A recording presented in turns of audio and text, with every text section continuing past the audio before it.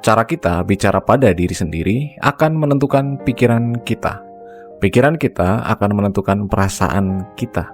Dan perasaan kita akan menentukan perilaku kita sehari-hari. Kalau ini dilakukan terus-menerus, maka akan jadi kepribadian dan karakter, sehingga makin sulit diubah. Inilah yang disebut dengan self-talk. Buku-buku sains psikologi modern menyatakan secerewet-cerewetnya manusia, mereka berkata-kata pada orang lain tidak lebih dari 20.000 kata per hari.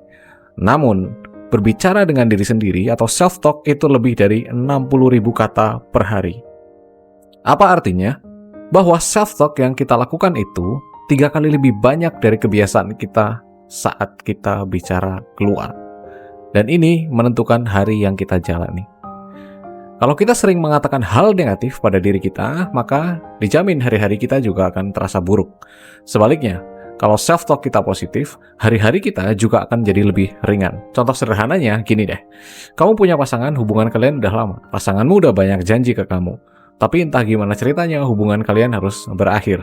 Nah, dari kejadian ini ada 2 contoh self-talk. Coba bandingin rasanya. Self-talk pertama, kenapa sih dia gitu ke aku? Udah ngasih 1000 janji, nggak pernah ada satupun yang ditepati. Oke? Self-talk 2, seenggaknya aku jadi tahu dia orang yang suka ingkar janji. Untung hubunganku belum terlanjur jauh. Di antara 2 self-talk itu, mana yang bikin perasaan kita lebih lega dan ringan secara emosional? Udah jelas kan? Yang kedua. Tapi kenapa kita kayak otomatis selalu terarah ke self-talk negatif? Itu karena kita selama ini lebih banyak memberi asupan negatif ke otak kita.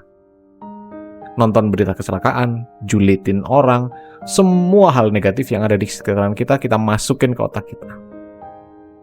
Anehnya, soal kesehatan fisik, kita gampang banget paham.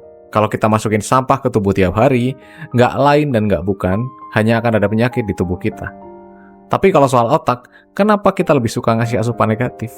Padahal itu bikin cara berpikir kita buruk, mood kita berantakan, bahkan perilaku kita jadi buruk.